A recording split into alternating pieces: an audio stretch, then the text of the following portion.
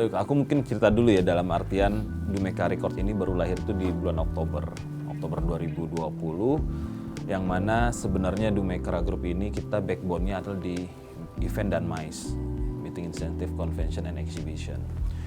Pandemi terjadi, semua program tidak bisa berjalan. Cuma balik lagi, Dumeka Record ini adalah unit link termuda dari unit link yang ada di Dumeka Group.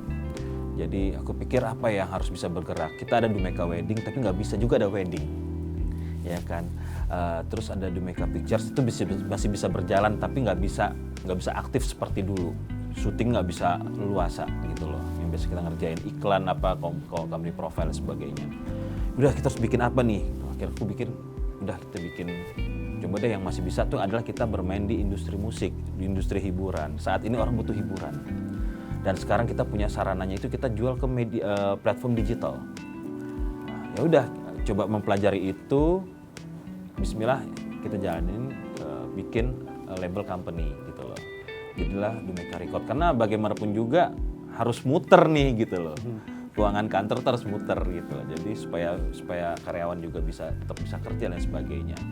Pada saat mencari bibit ya, tadinya aku pengen bekerja sama dengan salah satu program ajang pencarian bakat yang ada di TV gitu ya, di TV.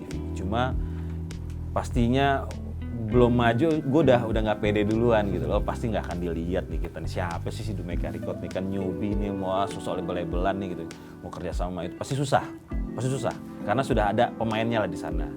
Jadi ya udahlah, gue sadar diri dengan keadaan kita, coba mapping beberapa ajang pencarian bakat di platform lain gitu loh, selain di TV. Coba salah satu di platform digital atau di media sosial. Nah itu ada kompetisi di Bigo ya. Nah terus ada juga kompetisi di aplikasi lain juga gitu loh. Jadi ngumpul nih, ada 5 kandidat sama teman-teman. Cuma saya bilang gini sama tim, saya bilang gini, kalau anak ini juara 1, ini aja yang kita ambil gitu loh, anak ini. Yang ini, ya kayaknya ini masih bisa dimatengin lagi lah gitu loh. Udah punya karakter yang lebih kuat dibanding yang lain gitu, menurutku gitu. Kalau dia juara 1 ya, kalau dia juara 2, kita akan dideta yang ini, cewek lah gitu loh, yang dari aplikasi lain udah.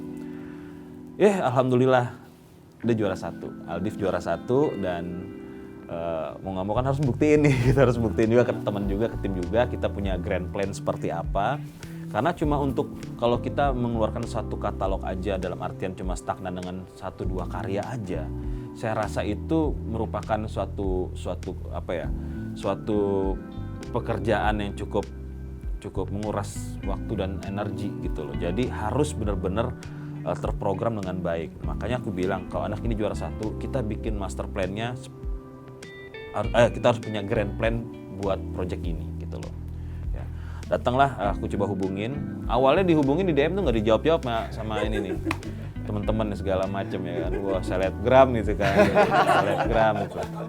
Iya kan, nggak tahu numpuk kali DM ya Al ya. Nah, akhirnya bisa dihubungin. Gue bilang, saya mau ngomong sama kamu. Nggak percaya, video call. Akhirnya video call, nggak percaya nih, video call. Karena yang hubungin kemarin itu bukan Bang Ferry langsung, jadi ada timnya Bang Ferry, jadi ada tim kita. Jadi masih yang belum percaya. Dan dia dan yang hubungin kita dari Dumeka Record, siapa sih, produknya belum ada gitu loh. Jadi belum bisa meyakinkan orang juga gitu loh. Nah jadi ya udah, akhirnya udah ini mau ketemu sama mau ngobrol sama Bang Ferry. Bang Ferry mau ngobrol ya. Akhirnya video call ngelihat nih. Tuh, gue nggak bohong nih, nih. Udah setelah video call ke Jakarta, kita ngobrol lebih intens. Itu Oktober ya? Iya, Oktober. Nah, udah, kamu jangan balik ke Pacitan dulu, rekaman, cari materi ini segala macam. Oke. Jelasin aku punya program seperti ini, plannya seperti ini, bla bla bla bla bla, grand plan-nya. Gue pengen seperti, oke. Coba deh kamu diskusi, nih aku kenalin sama penciptanya nih atau teman-teman segala macam. Ada penciptanya, ada tuh Veriko tuh yang tinggalkan rasa. Nah dia jadi temenan nih, karena sama-sama anak rantau kan. Jadi kantor temenan, ngobrol jadi karya gitu. Ya udah, lagu ini aja deh, udah, daripada Itu kan gue belum pede juga mau kerja sama teman-teman yang Lagu ini tuh yang mana mas? lagu yang Tinggalkan Tinggalkan Rasa. Rasa. Akhirnya udah datang ke Jakarta, gue bilang, yuk kita kerja sama bareng-bareng, aku bilang gitu. Kamu jangan balik ke Pacitan gitu kan. Ini jujur nih, sampai detik ini belum pulang-pulang ke Pacitan dari Oktober kemarin. Dari Oktober Dia pertama kali habis video call, gue suruh datang ke Jakarta, dia cuma bawa beberapa potong baju aja karena rencananya cuma transit doang, buat meeting doang gitu loh. Akhirnya keterusan Sampai sekarang. sampai sekarang. Rencana Lebaran mau pulang, ada peraturan itu akhirnya ya udah tahan dulu aja. Bayangin dari Oktober rencana datang ke sini cuma seminggu untuk meeting doang gitu kan. Akhirnya udah jangan pulang dulu deh, gue bilang. Lo produksi dulu, workshop dulu, udah. Aku kenalin sama Viko, akhirnya temenan nih dia sama Viko kan, sama Viko. Tiba-tiba ngobrol jadi lagu gitu kan. Padahal aku lagi nyari lagu lain sebenarnya. Nggak taunya ada Viko jadi lagu. Coba, lagunya enak. Udah ini aja deh jadi kick off pertamanya Tinggalkan Rasa karena curhatan dia kan gitu kan. Curhatannya Aldif, kita keluarin Tinggalkan Rasa. Dari situ aku ngeliat feedbacknya seperti apa, respon pasar seperti apa. Ya alhamdulillah ada progresnya yang luar biasa gitu ya, dalam artian walaupun nggak langsung wuk gitu tapi jelas gitu loh, progresnya jelas gitu loh. Aku bilang wah ini harus terus di maintain terus. Nah, akhirnya begitu di maintain aku bilang udah nih grand plan kita seperti ini harus back to plan nih, harus benar-benar silat. Makanya dia keluar di 21 Januari Aldif rilis single pertama Tinggalkan Rasa plus juga kick off Dumeka Record memperkenalkan diri ke teman-teman media. Terus juga di bulan Maret 2 Maret tuh rilis single kedua lagunya Mas Badai. Nah, terus bulan April awal itu rilis single Religi, lagunya Jika Ku Jauh Dari Ridomu dan Sang Pengasih lagunya Mas Opik. Nah, terus tanggal kemarin 4 Mei kita rilis yang lagu single Lebaran Idul Fitri. Jadi dalam 1 bulan Aldif rilis 3 single religi, 2 lagu religi Ramadan, 1 religi Lebaran.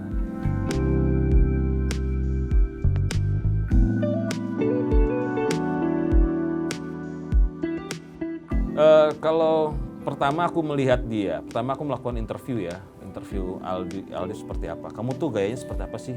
Cara kamu jalan tuh bagaimana? Cara gestur kamu gimana? Itu saya perhatiin semua. Cara dia makan bagaimana, cara dia menginterpretasikan sebuah pembahasan itu seperti apa. Jadi kan gue bisa melihat bagaimana kredibilitasnya seperti apa, terus juga ini anak punya integritas atau enggak. Nah itu aku pelajarin secara karakter dan akhirnya aku latih juga dan aku langsung mentorin dia langsung gitu loh. Public speaking apa segala macem sampai hal-hal lainnya lah ya, jadi mentorin langsung. Aku bilang, kayaknya kamu cocok market kamu itu di sini gitu loh.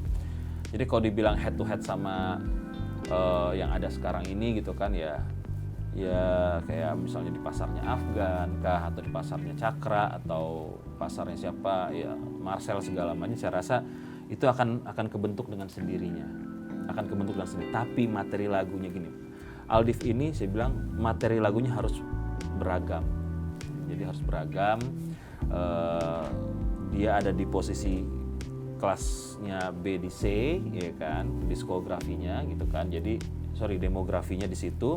Jadi bisa ketahuan peminat lagu-lagu dia itu adalah umur-umuran segitu sesuai dengan size-nya gitu sebagai marketnya gitu loh.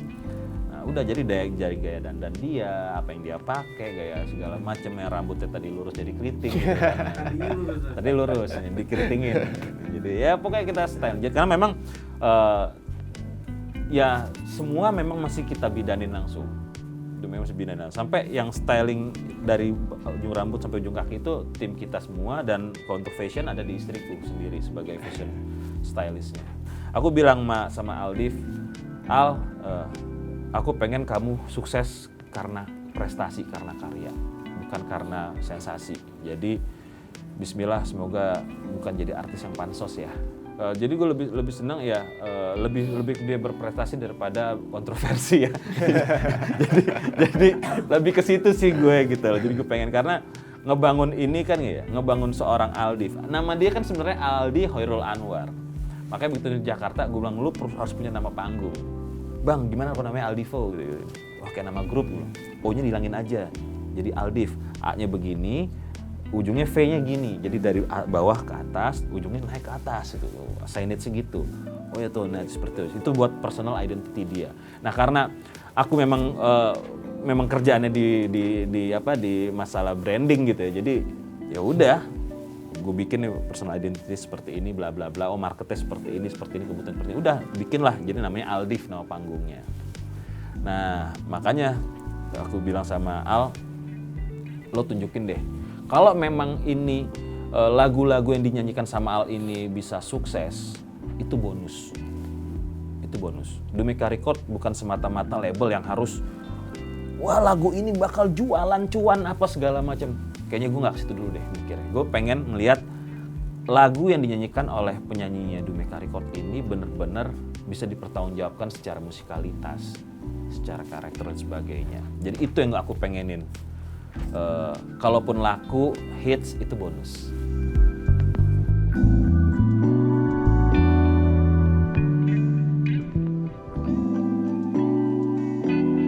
Kalau PR pasti banyak banget dari Bang Ferry, termasuk dari aku harus makan apa, itu pun diatur sama Bang Ferry. Terus dari kalau aku tur kemana dan harus pakai baju apa, itu istrinya yang langsung turun tangan. Itu benar-benar kayak yang, ya aku nggak beban sih sebenarnya, tapi emang benar-benar Bang Ferry sama Kak Tasya ini perhatian sama aku, maksudnya gitu. Jadi apapun yang mereka lakukan, apapun yang mereka suruh itu demi kebaikanku juga ke depannya. Diarahkan lebih tepatnya sih.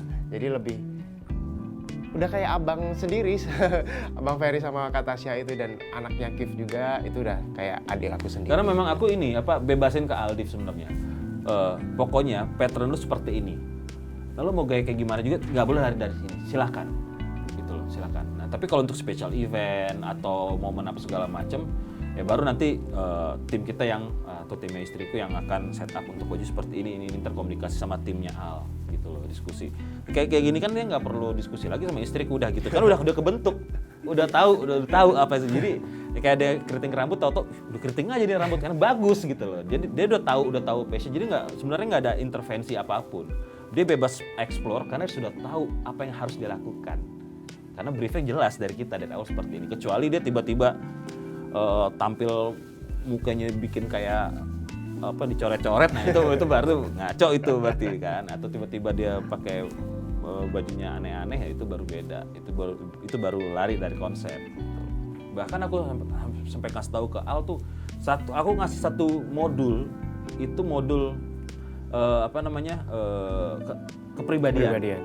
Modul kepribadian. Itu satu sesi sama aku tuh hampir 18 jam. Itu kita nggak megang handphone, aku jelasin semua segala, itu praktek langsung di lapangan, direkam. Jadi tahu, itu sebelum kick off. Sampai segitunya, sampai cara ngomongnya, begitu intermedia ngomong kayak gini harus makan seperti ini. Harus seperti ini.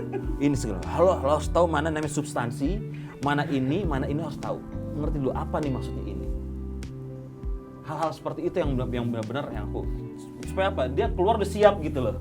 Siap perang gitu. Jadi karena kita mempersiapkan tentara untuk perang di medan tempur, ya harus mempersiapkan semua amunisi. Kalau enggak mati duluan nanti dia gitu loh.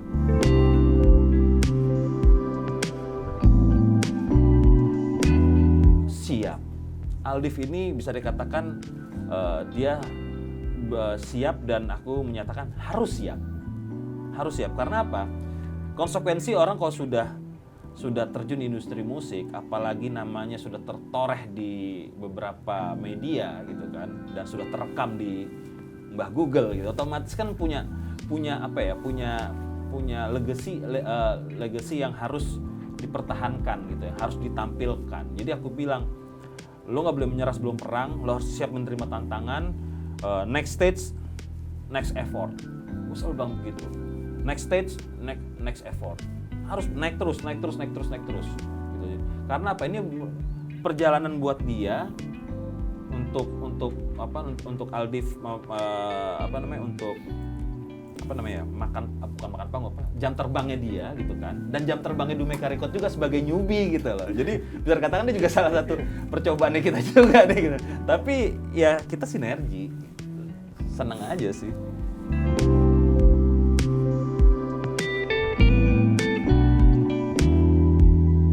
Jadi kalau masalah itu, aku jujur dari dulu SMA pas bisa nyanyi, sadar bisa nyanyi itu benar-benar nggak pernah yang namanya les vokal, les musik itu nggak pernah sama sekali, benar-benar otodidak dan ikutan. Tapi setelah dipanggil sama Dumeka itu walaupun udah bisa tetap ada yang ngelatih gitu. Jadi emang Bang Ferry mempersiapkan sendiri vokal coach khusus buat aku itu setiap 1 minggu itu dua kali dalam 1 minggu itu harus latihan vokal sampai sekarang. Ya karena siapapun juga ya mau penyanyi profesional pun kalau mau take rekaman pasti juga perlu vokal director gitu loh, dan ini penting. Jadi harus punya vokal director sendiri, harus punya vokal coach sendiri. Ya, jadi sebelum aku dipanggil sama Dumeka Record dan ketemu Bang Ferry itu aku benar-benar nggak pernah namanya latihan vokal, latihan musik itu nggak pernah sama sekali. Dan setelah aku rilis single pertama dan sebelum rilis single pertama itu langsung sama Bang Ferry dikasih vokal coach. Jadi emang benar-benar dilatih. Jadi kalau dulu itu pas awal-awal masih dalam 1 minggu itu 3 kali pertemuan. Tapi kalau untuk sekarang ini 1 minggu untuk 2 kali pertemuan.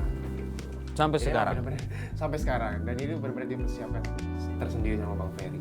Walaupun udah bisa harus ada peningkatan itu yang selalu aku ingat-ingat.